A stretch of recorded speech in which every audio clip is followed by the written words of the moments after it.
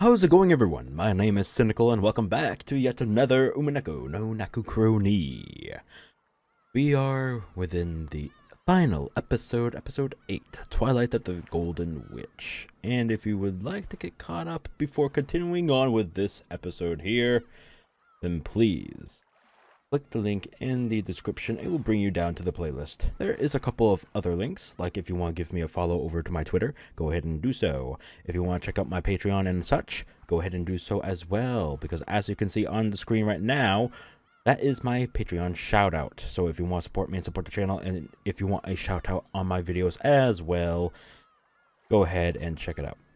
Alright? But of course, I'm going to turn it off because I am going to start now. I'm gonna start now. I believe this was where we last left off, right? Yes. That looks right. I forgot to turn down my volume. I mean, that's a very usual occurrence. The VIP room was filled with the sweet smell of pumpkin tea and packed with smiles and laughter. Okay. それは良い。元気そうで何よりだ。そなたも元気そうで何よりだ。余命いくばくとは肩払いたいわ。そなたに元気を分けてもらってるだけだ。書斎に戻れば枯れ果てた年寄りが窓辺でほうけているだけよ。そなたの死ぬ死ぬ詐欺にはもううんざりしている。もう諦め、100まで元気に生きると誓ってしまえ。俺もじい様には6年ぶりに会ったけど、全然変わってねえんで驚いたもんな。バトラめ、この6年で世辞まで学んだか。残念だがそれは節穴というものよ。しっかりかっきり老いぼれておるわ。金蔵が100歳になってピンピンしているのに1000円かけるぞ。ああ、俺も。I don't know about that. Are you sure? How old is he right now, by the way?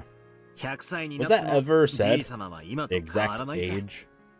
I don't think it has. I don't know. I don't remember. これ以上褒めても何も出ぬというのに。Kinzo laughed cheerily. Vito, who sat next to Battler, was also laughing merrily. Ange stood all alone by the window, staring at the others and trying to figure out what sort of relationship the witch of the portrait and her grandfather had. There was a knock on the door. 源氏か。入るがよい。失礼いたします。クラウス様と夏日様がお越しでございます。Oh, really? お父さん。おお、バトラ君も一緒かね。You're goddamn right. ご無沙汰しております、ベアトリーチェさん。おかわりはありませんか？相変わらずであるわ。さあ、座れ座れ。エンジェも、どうしてそんな窓際にいるというのか。こっちへ来て座るがいい。エンジェ、こっちにおいで。ここで見てるからいい。Angie grasped the candy she had gotten from Vito tightly, and with a gaze that was still wary, she continued to stare. Genji offered her a chair, but Angie just shook her head. 好きにさせてやりなさい。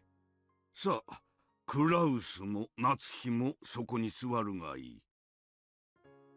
何か重要な話でも？俺とエンジェは席を外した方がいいかな。おいおい、そなたが帰ったら、わらわは誰に相槌を打たせればいいというのだ。金蔵、バトラがいても構わぬであろう。隠す話でもない。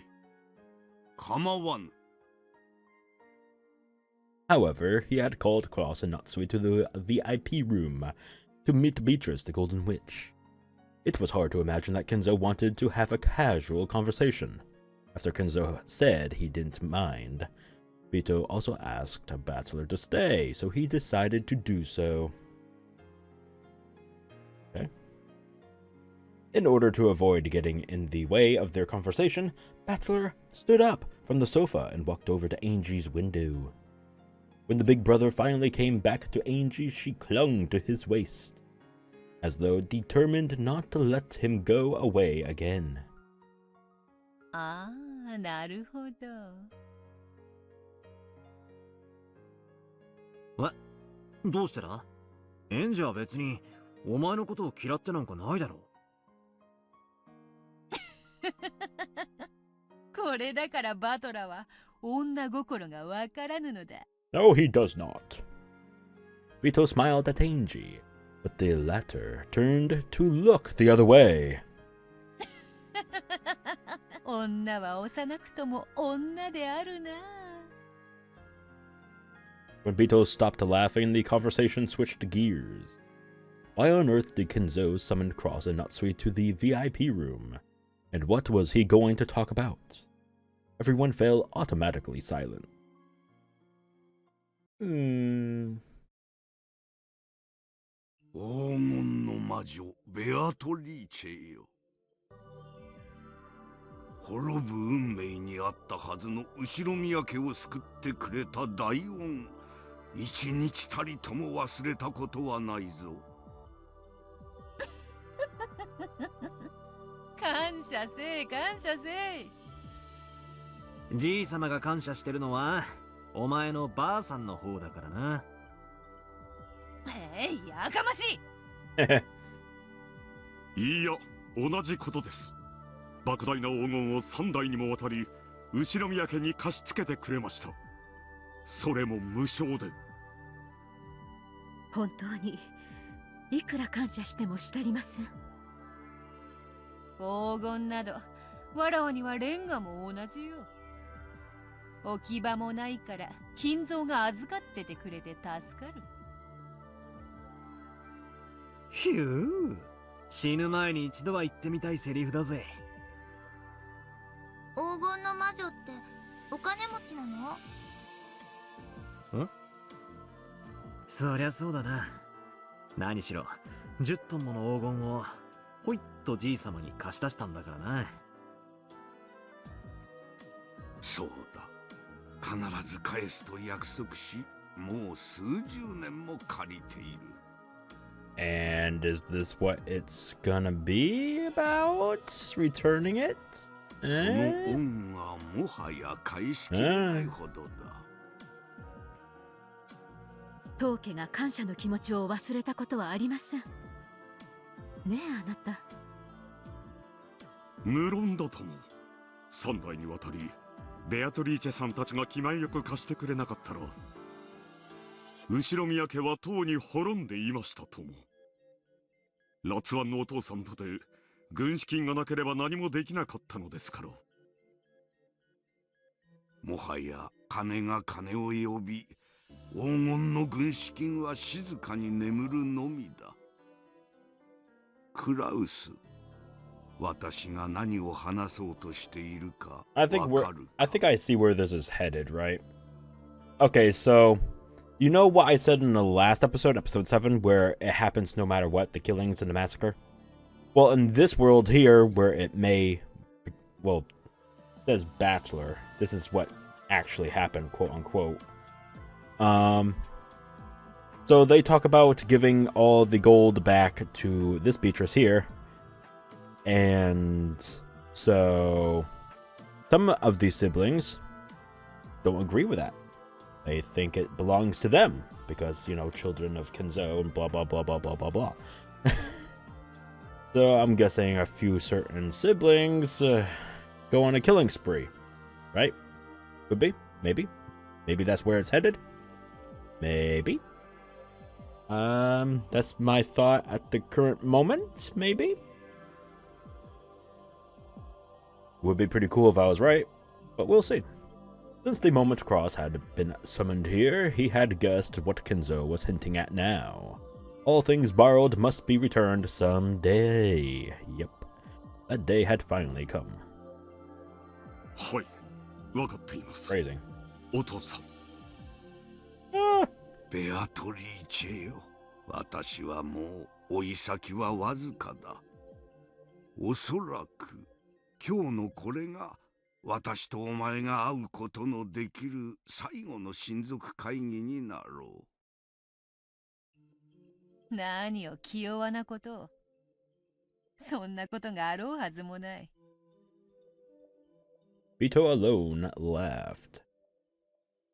He looked at Battler, so he laughed along with her, but Kinzo and the others remained silent. Apparently, there existed some major concerns about Kinzo's health. 無論来年すぐに死ぬつもりもない。しかし来年会おうと絶対の約束をすることはおそらくできぬ。私はいついかなる時でもできぬ約束をした試しは一度もない。そのようなことを胸を張って言われると、わらわも返す言葉がないぞ。本気で言っているのか？ベアトリーチェよ、もうしっかりとけじめをつけたいのだ。私がこうして元気であるうちにな。だから私は今日それを決心することとした。おじいさまは何の話をしているの？静かに。じいさまは今からとても大事な話をする。By now, even Battler understood what Kinzo was about to propose. Vito probably realized it too. At one time, the Ushiromiya family had ruled the skies like an eagle, before being crushed by the great Kanto earthquake. The eagle had one of its wings torn off, and it crawled in the mud, on the point of death. Then they were saved by the Golden Witch's golden miracle. Under the Golden Witch's protection, the eagle had nursed its wounds for many years. And now, finally, it was time for the eagle to leave the nest the witch had provided. Yep. Okay. I was right about this part here. Okay. そなたに返還する。クラウス、異論はないな。もとよりあの黄金は後宮家のものではないのだ。無論です。何の異論もありませんとも。良いのか、クラウス。そなたは投資家であろう。金はいくらあっても足りぬであろうが。金蔵から黄金を譲り受けたいと思っていたのではないのか？それを言われれば確かに否定は難しい。しかしもとより父とあなたの契約であり、そしてもともとあなたの黄金です。主人は仮にも次期当主。お父様が一代にて当家を復興させたように、主人も一代で当家を繁栄させるでしょう。そしてそれは主人と私で成し遂げることです。よくぞ言った。その息であるぞ。10トンの黄金に未練はないというか。やれやれ、大したものよ。黄金の魔法が効かぬ相手には魔女も型なしであるな。そなたに黄金を返還する。だが黄金の魔女ベアトリーチェが後宮家にとって最大の恩人であることは未来永劫変わらぬぞ。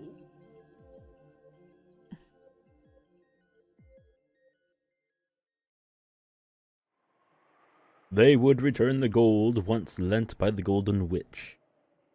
It was both simple and clear. However, the expression worn by the Golden Witch herself was slightly lonely. Ange couldn't understand why this was. 返すというものをいらんやるとも言えぬしな。Hmm. やれやれ。Vito rose from the sofa. Then she walked up to the window and looked down at the rose garden waving in the wind. クラウスよ、我が遺産についても私が生きているうちにお前たちに贈与することにした。お父さん。私が死ねば葬式で大忙しな上に遺産はどうするのかとエヴァたちががっついてくるであろうが。Yep. 今から分けておけば葬式が気楽になるというものよ。クラウス、メモを取れ。Oh. 源氏も書記を頼む。これより財産の分け方を説明する。Oh shit. Kinzo immediately began explaining how the inheritance would be split up. Battler, realizing that he shouldn't be listening in on this conversation, walked over to where Bito was loitering by the window. よう、大金持ち。黄金が余ってるなら少しは引き取るぜ。Yeah. 黄金など薪に変えて炉にくべればシチューを煮る程度の使い道はあるというものよ。どうしたよ。なんだかつまらなそうな顔してんな。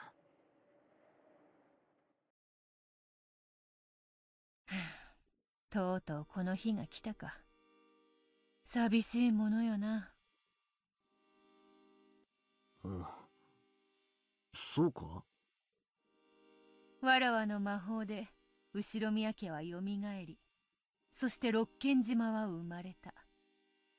その後宮家がもうわらわの黄金の力には頼らぬという、わらわの魔法から巣立つということだ。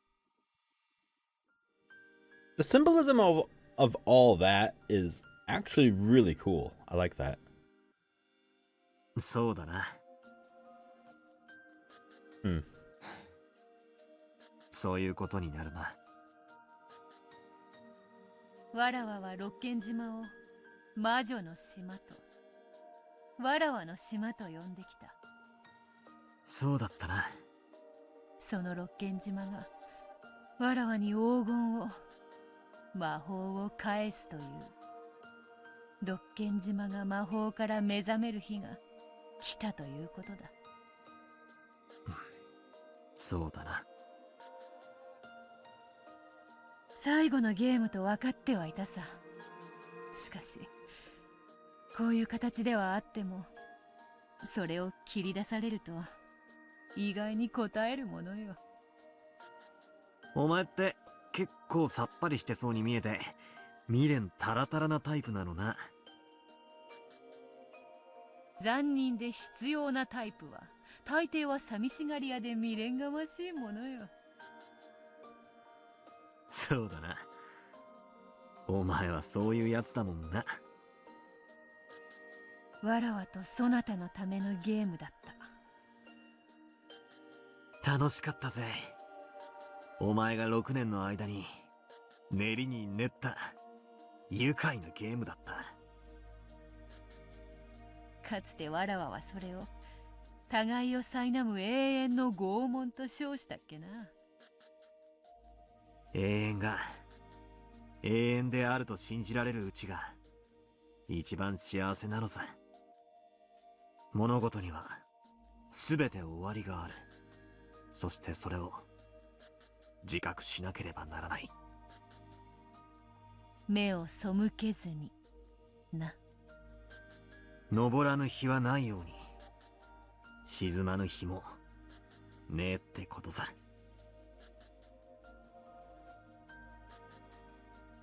Of course, Ange didn't have the slightest idea what her brother and the witch were talking about.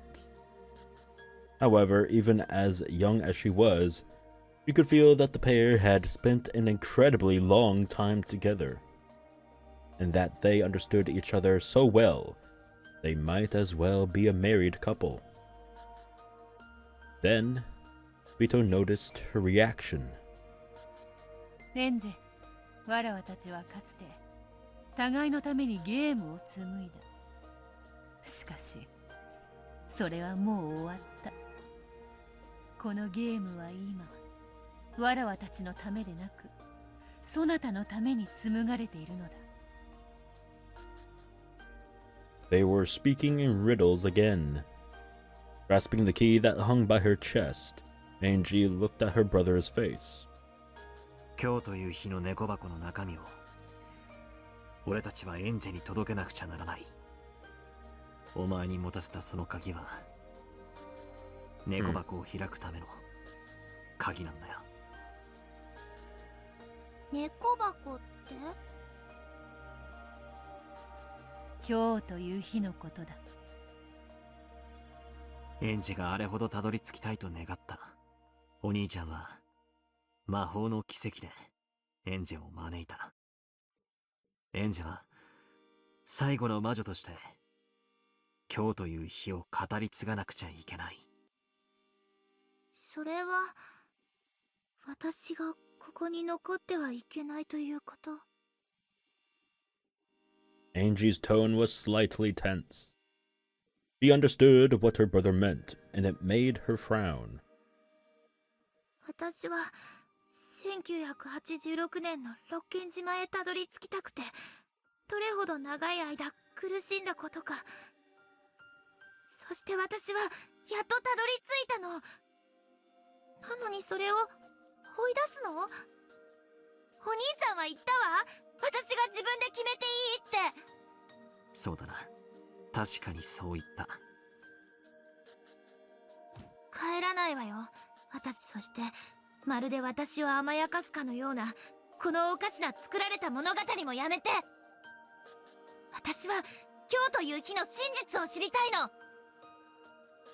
12年を経ても遡りても気難しい女であるな。うるさいわね。あんたには聞いてないわよ。 Oh gosh, she's back! Full force! それにあんたこそ何よそのざまは。黄金の魔女は復活の儀式のためにやってきたんじゃないの？雷鳴と共に島に現れ、これから13人もの人々を生贄に捧げようとしてるんでしょ。そのあんたがなんでこんなにものんびり団らんしてるのよ。わけがわかんない。わけがわからぬのはそなたの方であるぞ。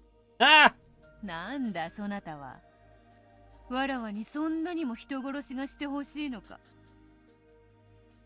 あんたはそれを物語に記してメッセージボトルに封じて海に投じたわ。後の世界にはそのうちの2本が伝わってる。どちらもひどい連続殺人の物語じゃない。2本しか流れ着かなかったとは残念残念。一番の力作だったランドが人目に触れなかったのは残念なことだ。前から聞きたかったんだが、あのメッセージボトルは何なんだ？そなたとのゲームを練りながらその過程で生み出した派生の物語のようなものよ。一つのゲーム版から異なる複数の物語を無限に紡ぎ出せることに気づき、面白くなってしまってな。いつか俺に読ませようと書き溜めてたわけか。あまりの力作にそなたを待つのが惜しくなってな。孤島物の古典に習い、わらわもそれを瓶に封じて海に投じてみたのだ。Really? Is that how they're explaining those bottles? Are you fucking kidding me? I don't know how I feel about that one. I don't know. I mean, sure, okay, message bottles in the ocean or whatever, like, yeah, it takes years. I get that. But I don't know, man. I don't know.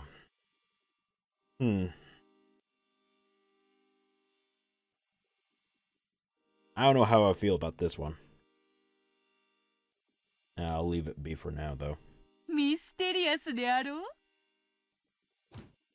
バカにしないで。 Oh my god! あれはあんたの犯行計画書よ。Jesus Christ, woman. Let it go already! Jesus! あなたは黄金のありかをちらつかせながら親族の不和を煽り Maybe try listening to these two. Huh? Fucking brat. 残酷な連続殺人事件を目論むのよ。やれやれ。1998年ではわらわはそういうことになっておるのか。なるほど、無理もないことであるな。はあ？何を開き直ってんのよ。 Because Angie's yelling all this and they're in the same fucking room, I'm guessing that their surroundings are paused right now and they're just like frozen in time.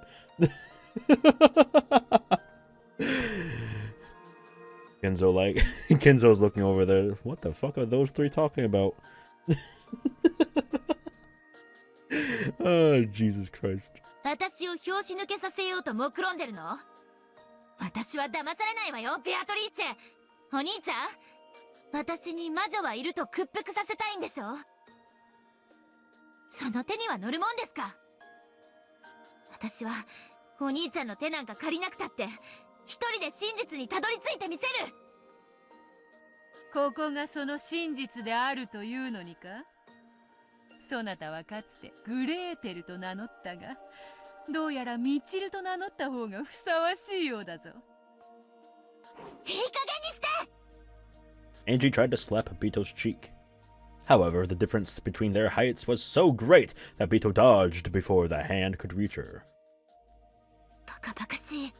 バカバカしい。私は認めないわよ。こんな茶番が真実なんて絶対に認めないんだから。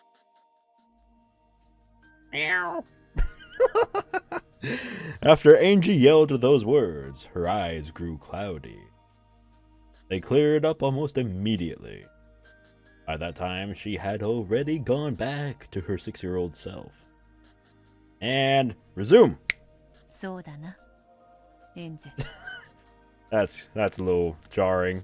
それ Okay. がわらわが残した罪であり、最後の物語を用意する理由なのだ。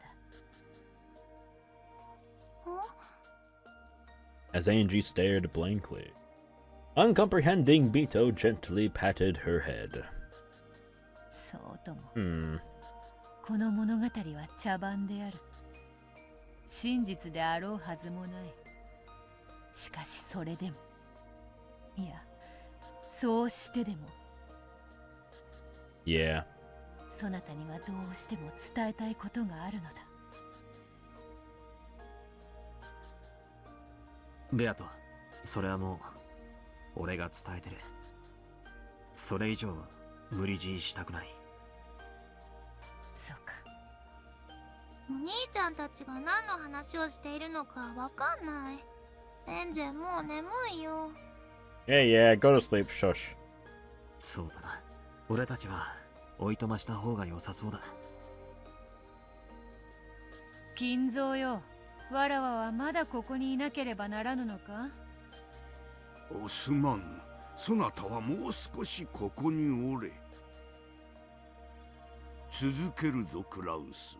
それでだが、福音の家への援助についてはクラウスが後ろ宮家当主の義務としてこれを継続し。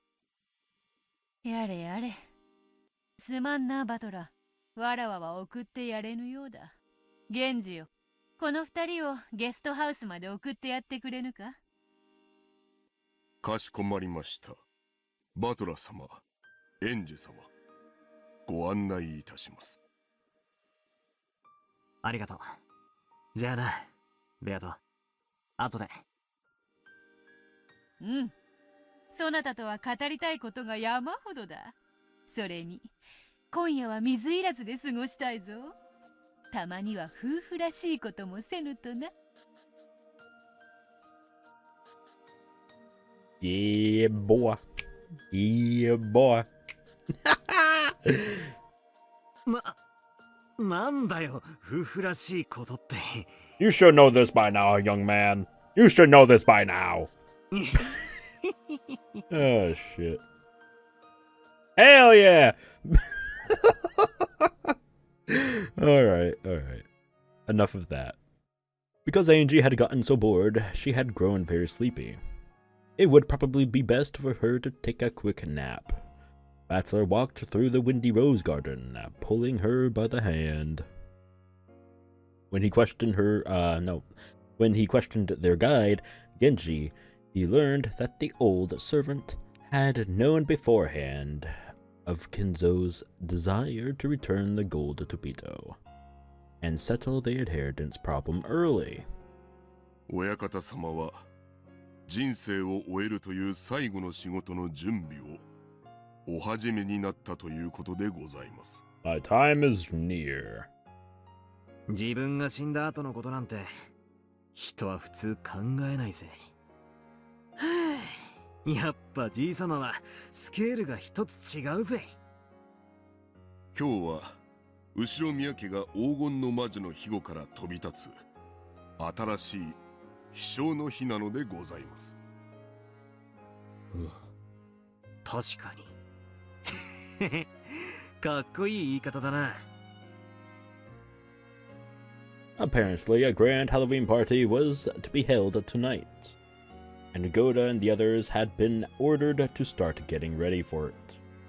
However, it wouldn't just be a party. It would be a ceremony to mark the return of Beatrice's gold. At the start of dinner, Grandfather would make the announcement, and the 3 generations of Beatrices would be thanked for their gift to the family with a round of applause. Apparently, this was what they had planned. 親父たちにはまだそれは秘密なんすか？一応は秘密にしております。ただ、親方様のお考えは唐突に今日思いついたものではありません。もう何年も前から今日という日について考えを重ねられ、時にご兄弟の皆様に相談もされておりました。おそらく今宵の発表に驚かれる方はいないでしょう。うちのクソ親父。どうやら会社のことで金の工面が大変そうだし、じい様からのちょいと早い遺産のプレゼントに舞い上がっちまうかな。むしろ大きな責任に奮い立たれるでしょう。ルドルフ様は島を出られ、大成し見事な成功を収められました。しかしそれは親方様の財産によって支えられたものです。それが唐突に遺産をドンと出され、これからはお前の力だけで頑張るのだぞとなるわけか。かえってプレッシャーがあるかもな。ご兄弟の皆様は親方様というあまりに偉大すぎる父親にもう何十年も苦しんできました。偉大すぎる親はただ存在するだけで子には重しになるものなのです。それが今夜本当の意味で一人前になって巣立つってわけだ。親方様は今宵を黄金の返還式とお呼びになるようです。ですが最初は生前葬と呼ぼうと考えておいででした。生前の葬式じゃなんだか落ち込んじまう。新しい出発の日、巣立ちの日って方が確かに後宮家にはぴったりだぜ。お兄ちゃん眠い？ほら、もうゲストハウスに着くよ。お母さんの部屋へ行くか、それともいとこ部屋に？どこでもいい。晩ご飯まで寝てる。Ange, still holding her brother's hand, crouched down and looked as though she was about to fall asleep. Battler lifted her up and carried her, as she felt the warmth and safety of her brother's back. Ange drifted off into sleep.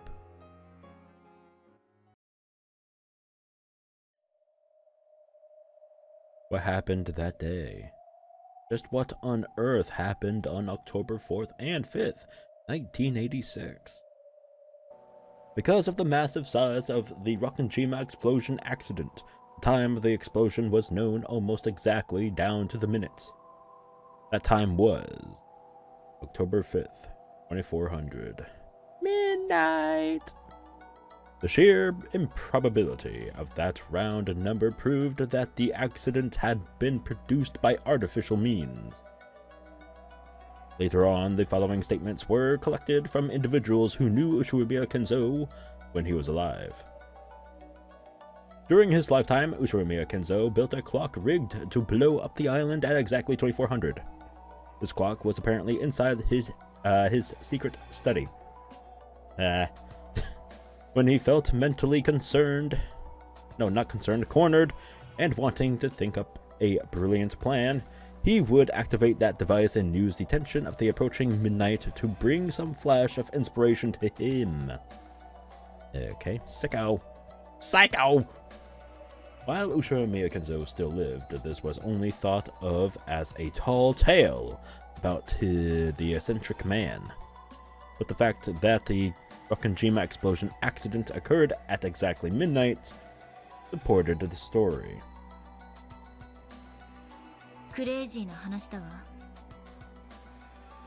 その狂気の狭間に魔法めいた力を求めたに違いありません。精神的な瞬発力とでも言えば、そう眉唾な話でもないでしょう。So now we're back to the future, huh? Professor... How the fuck you pronounce that? Witsuki? Spoke passionately. Witch hunters. Enthusiasts who treat the mad fantasy surrounding Rokkenjima as their plaything. Ange had no reason to love these people, who embellished the deaths of her family just for the fun of it. How ironic it was to Ange, who wanted to know what happened that day, that such people knew more about that island than anyone else. その仕掛けを使えば島を跡形なく吹き飛ばすことができる。後には何も残らない。あそこで何があったとしてもなかったことにできる。後宮エバ氏が何がしかの陰謀の首謀者であるとする説は早くからささやかれてきました。しかしあれだけの大爆発をいかにして起こしたのかが説明できずにいました。その仕掛け時計により、そ She れが可 as 能であ in ったこと Ava? が証明された。さようです。後宮エバ氏は24時に爆発すること、そしてその爆発半径について十分に理解した上でクワドリアンに避難していたと考えられます。財産を独り占めにするためにみんなを殺して爆発によってその痕跡を消した。そう考えるとロッケン島のミステリーは最も筋が通ります。エバ氏があの日あの島で何があったのか語ろうとしないことにも合点がいくわけです。Where was that rigged clock and how did Ava find it? Several forgeries have speculated on this matter. There's no need for me to waste time thinking about it.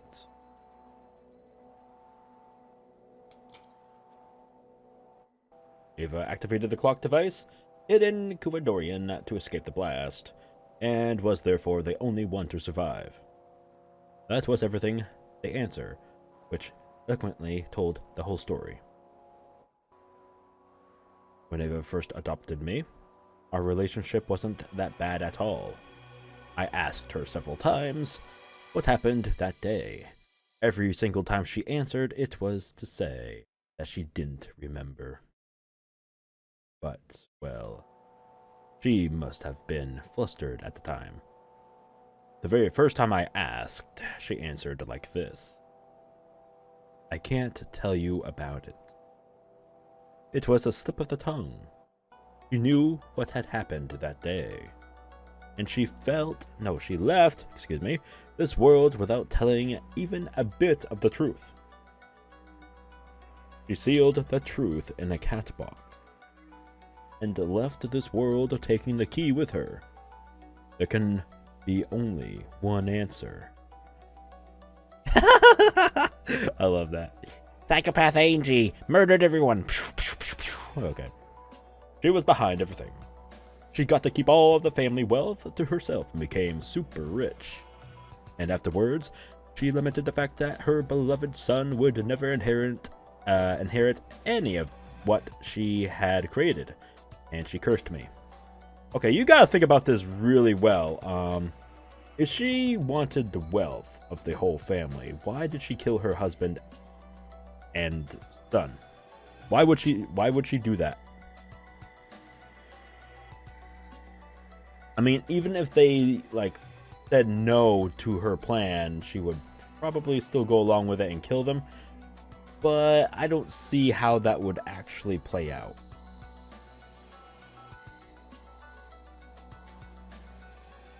She's obviously just trying to take out all her anger out on one person who actually survived to the whole thing, you know what I mean? Anyway, just remembering that old bitch, damn, makes me want to vomit. God damn! What happened that day? That's what I want to know.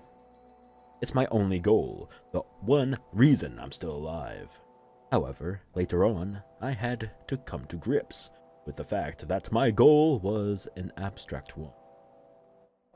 After all, though I don't know what happened that day, if it's a question of who did the crime, that's already clear. Ushiromiya Eva is the culprit. That has never changed since the beginning. That's right. I'm not trying to find out what happened that day. I'm trying to find out what Ushiromiya Eva did that day. Nope. If I can reveal that, then I can expose Eva's evil. She's evil, I tell you. Even though she's already dead. That is my true goal. The police also suspected that the accident might be a crime, and they did investigate. However, no matter how much they inspected the crater that had once been Rokkenjima, they didn't find anything at all. The public and the witch hunters cornered Eva with several bits of circumstantial evidence, but not a single bit of physical evidence was found. Though Eva was only the merest fraction of a shade away from guilty, they were unable to expose her crime. Oh my god. My goal isn't anything as vague as learning what happened that day. It's to expose the crime Ushiromiya Eva committed that day, and to have my revenge. Okay. Revenge! So sweet. I haven't been able to expose Eva's crime, so people are acting as though the events of the island were all done by some bizarre golden witch. Defeating the golden witch means exposing Eva's sin. Oh yeah. I won't forgive Ushiromiya Eva. I'll certainly hate her and take revenge for my family. Oh my god. That is Ange's one and only reason for living. Okay.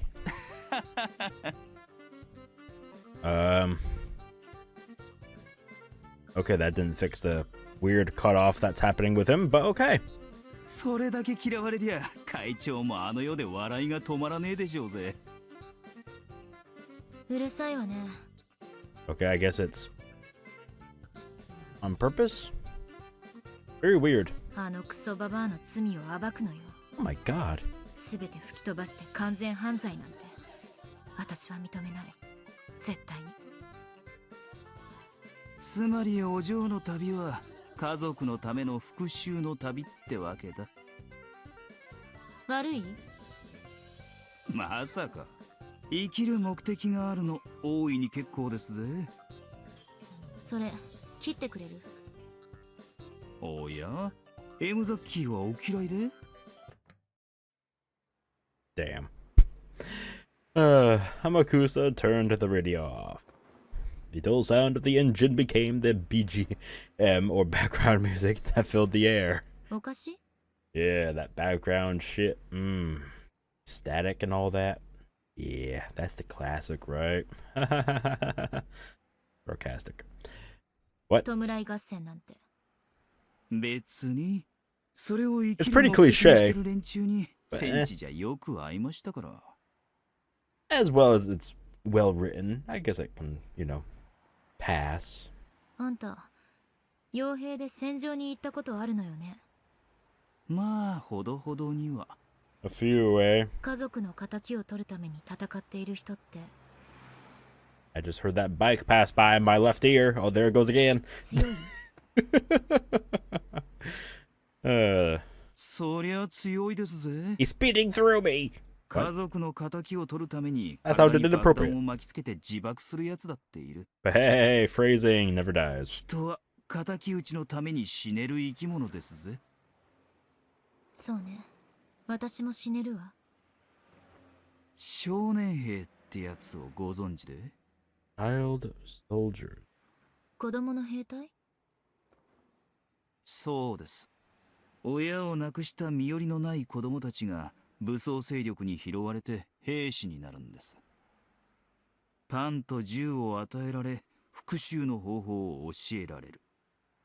所詮は子供、使い捨てですがね。引き金さえ引けりゃ戦場じゃ誰だって兵士になれる。私がそれだって言いたいの？復讐は生きる目的になります。そして兵士になれるほどの力も与えます。親の亡骸にすがって泣くことしかできなかった少女が一夜にして兵士に生まれ変われるほどの奇跡を見せてくれる。復讐ってやつほどパワーを与えてくれるものはありませんぜ。そうでしょうね。それがまさに私だわ。少年兵問題ってのをご存知で？知らないわ。銃を与えられ復讐の仕方を習った少年兵はそれを生きる目的とします。いや、少し違う。それを銃を撃つ理由にします。しかし復讐ってのは終わりがない。いつしか銃を撃つのに理由がなくなってくるんです。どういう意味？復讐のために銃を撃っていた。それがやがて理由もなく銃を撃つようになるんです。復讐を忘れてしまうということ？できもしない復讐にやがて疲れ果て、その目的を忘れちまうんです。そして手元には銃しかない。やがて飯を食うために銃を撃つようになる。復讐のために銃を取った少年兵はやがて野党か何かになり果てるってこと？何しろ学校にも通わず職も学ばせてもらわなかった連中です。 They only learned how to shoot guns, and they were only ever praised when they killed the enemy. やがて自分の生きる目的は復讐のためでなく、その手段のためだけになり果てていく。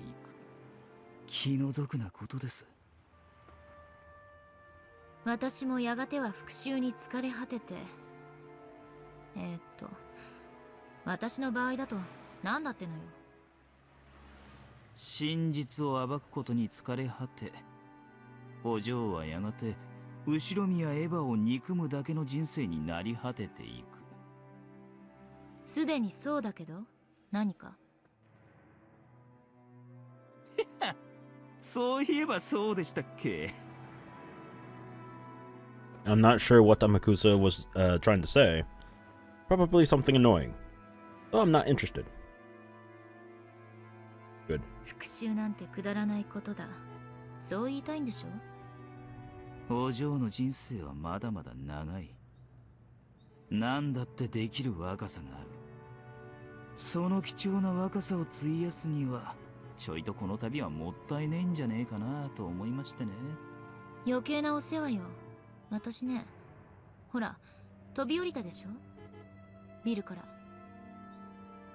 せっかく九死に一生を得たってのに。あの時ね、私は死んだのよ。だから私はもう亡霊ってわけ。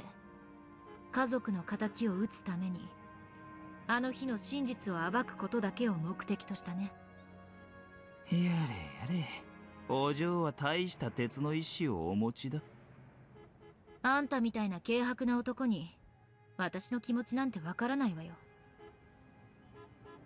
After that, Amakusa was forced to shut his mouth. He shrugged, but Ange didn't see. Even so, Amakusa spoke once more. お嬢とこの旅を始めた一番最初の日、お嬢は言いました。あの日、あの島で何があったか知りたいと。今だってそうよ。何か変わった？今はこう言ってます。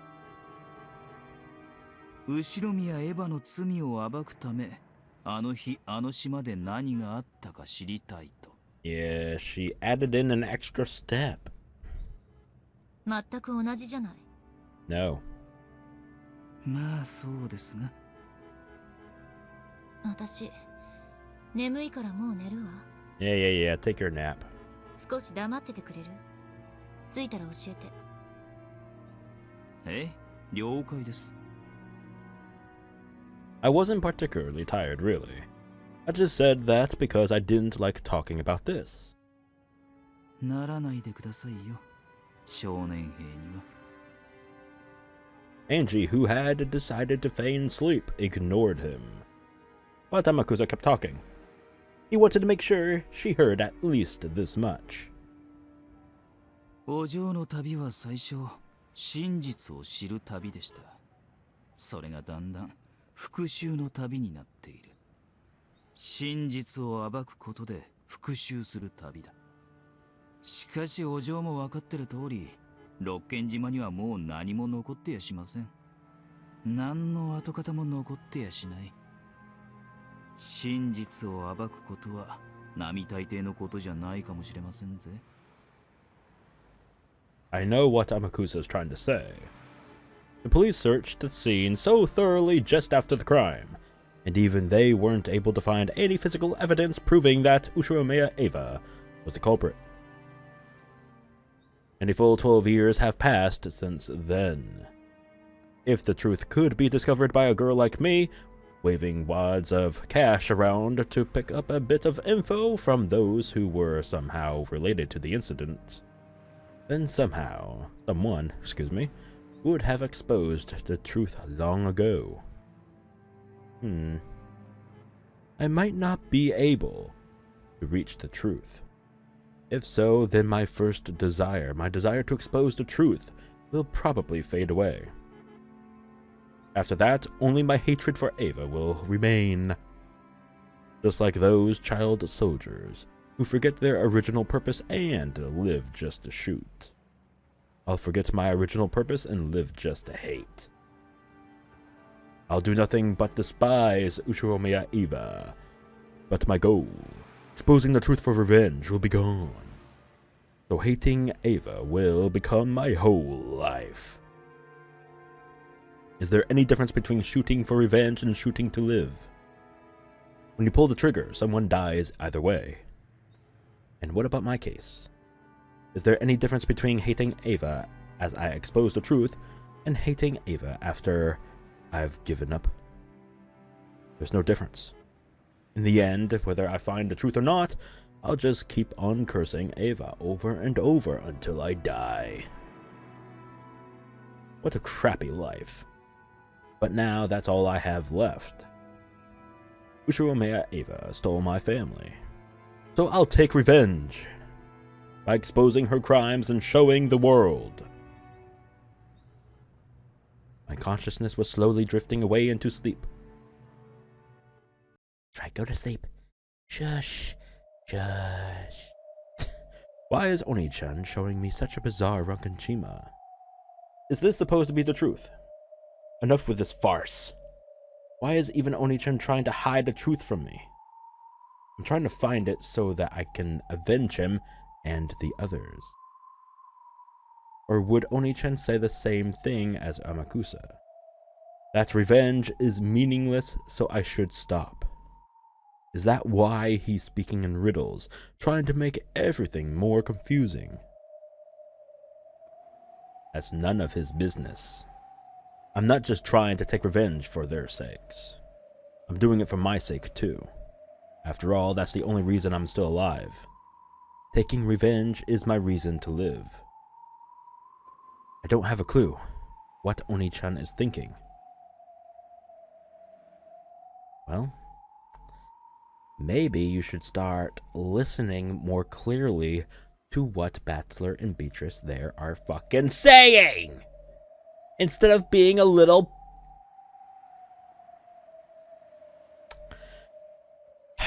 yeah. Alright. Evening of the day. Well, as per usual, that is going to be the end of this episode here. This video, I should say, actually. Let me go ahead and give this a good old save. Perfecto. Cool. So, I hope you all enjoyed this video here. If you did, please leave a like, share the video, and subscribe to the channel if you haven't already, because there will be more Umineko and streams coming soon. What you're seeing right now on the screen is something that you can sign up for if you would like to over on my Patreon. The link to that is in the description. There are other things like voting on future projects, which will start up after finishing Umineko. And yeah, maybe in the future I'll add in more things, but that's in the future. So go ahead and check it out. If you want to go ahead and get some updates, there's always updates on my YouTube page, but there is also some updates on my Twitter, so go ahead and give that a follow. And I think I'm done rambling on. Alright, so I'm done rambling. I'll see you all next time. But until then, please, as a reminder, stay sinful, folks!